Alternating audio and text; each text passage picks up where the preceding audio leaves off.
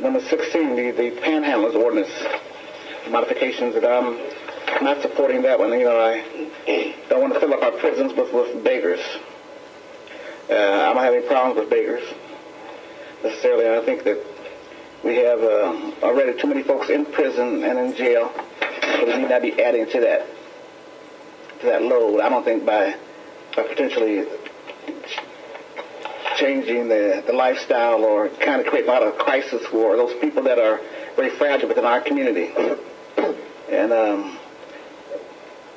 particularly, I know they're going to get a warning, potentially, but after that warning, they will be arrested potentially for panhandling at those intersections. I understand, maybe I'm wrong, but I need to be corrected if I am, but I don't think we need to arrest them and put them in jail for sure. Can we have someone from law come up and... John and Stephanie, you could come forward.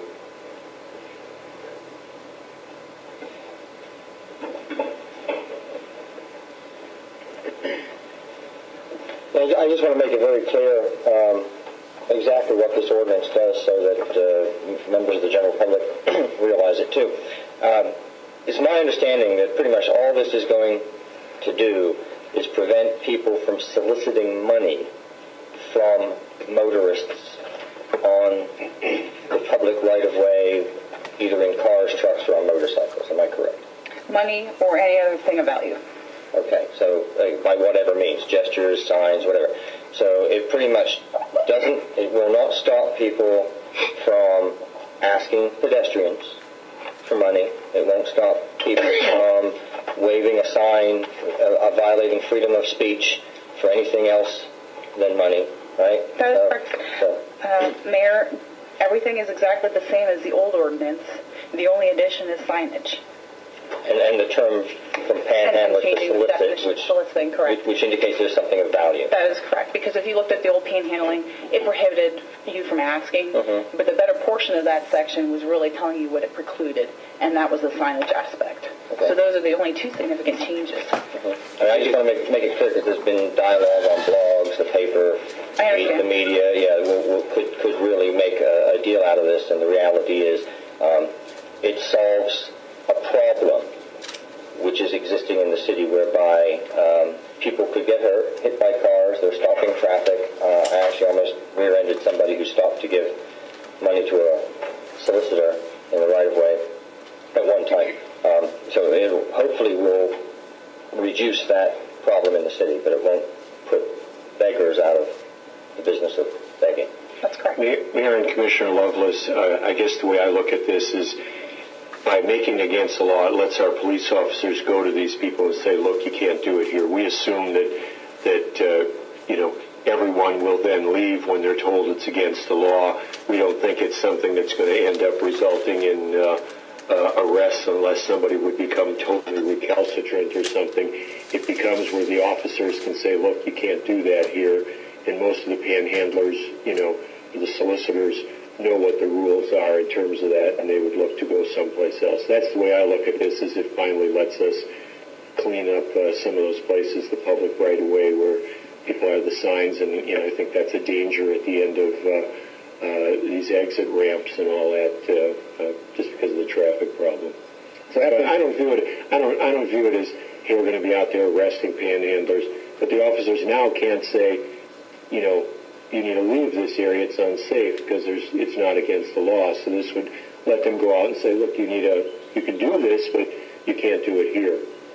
I think, too, Mr. Reed, in addition to the exit ramps, this discussion again came out of some of the issues in Southwest when we're talking about the Gateway Shelter and some of the street areas where we have literally people standing on the yellow line in the middle of main thoroughfares, which are an incredible danger not only to the people driving, but to the person that is soliciting themselves. And so I think this is another example where we're trying to listen to the community, find ways that we can work with the community to deal with things that are always changing in our city. So not only does it affect the exit ramps, but I think it affects those things as they matter. Correct. Commissioner Wade, I appreciate you saying that. That was the point I wanted to make earlier. I mean, to me, these are very complicated issues, and we're certainly trying to take into consideration the rights of all sides here. But we did hear loud and clear from the Southwest Priority Board meetings and some of the calls we received afterwards that if we didn't do something and we didn't try to find ways to improve upon our current language, these issues are starting to spill over into neighborhoods and, in fact, in people's lawns and houses. So we had to do something more than what we already had. At the end of the day, though, I viewed, as you said, Mr. Reardon, that we give our police officers an additional tool to try to combat this. But I think this is something we'll probably be working on ongoing. And I did appreciate the speaker last week. One of the recommendations that he brought forward was to try to have a way for individuals, if they want to try to help this issue and they want to donate, make it easy to have it, whether it's a meter for them to drop money in for this effort, but some type of effort in that regard. I thought that was a good idea. I agree, Commissioner Williams, and there's things that I think we can continue to do with this issue. This issue is never done, and I think that's like most of the ordinances on our books, they're never done. And I really want to commend Ms. Cook and the law department, the prosecutor's office, and the police officers that worked to try to make this issue better. They listened to the commission, they went and did work and brought it back and said this is what we recommend, and that's the system that makes sense for us. So I want to thank you for your effort on this, and we hope that we continue to do more as we look at issues and how it affects the city and its citizens. What happens after the second warning? Well, it's discretionary in terms of the officers. I mean, they can go ahead and use their decision. If they feel warning is sufficient a second time, we're telling them to leave, and the individual leaves at their request, then they don't have to effect an arrest. But if the person remains steadfastly in that position, causing problems with the traffic or safety issues, then the officer has the opportunity to place that person under arrest. Commissioner, if I were going to guess what was happening, I think there'll probably be a few recalcitrant people that'll probably try to test it. We might arrest a couple that ends up, but I think as people say, eventually they understand we can't do it here, just like they've learned the rules on downtown, what you can do downtown, and they'll start following the rules. So we'll probably have a couple, but I'd be very surprised if there was a long march to the local jail or something. That's not the intent of what we wanted to do. The intent is to make it so the officers can say, this is not the appropriate or the safe place to do that. Yeah, I agree with that. I just know the unintended consequence may be, okay, I've had enough today. And I think that person that's out there begging, that I think their life is full of anxiety and full of crisis anyway, to where we need not be adding to that burden. I would agree with the city manager. Commissioner, I can tell you right now that there are very few panhandling cases that we are prosecuting right now from the verbal perspective. We aren't prosecuting ones from the signage, obviously, because that is not considered against the panhandling statute right now.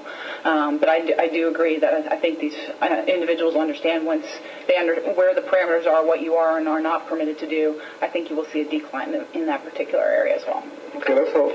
I want to congratulate the law department and our staff for putting together this. Laws when we make them don't always apply for 100 years. We have to tweak them to fit circumstances. Commissioner Whaley made that point, and that's a good one. I also want to echo something Commissioner Williams said. I would support trying to figure out, and this is obviously not for the law department, but other ways to work on this problem, to creative solutions. Commissioner Williams mentioned, and the mayor mentioned something last week about having something right there where people are tempted to give, but something that would enable them to give to the organizations that serve a lot of people in the community, organizations that serve these type of people and are reputable. So I really would like us to see if we can look at that sort of program. Commissioners, we'll take a look at that. A number of you have said that, so we'll try to figure out if there's an effective way we can do that and take a serious look at that. Great, thank you. Thank you, Ms. Cook. Thank you very much.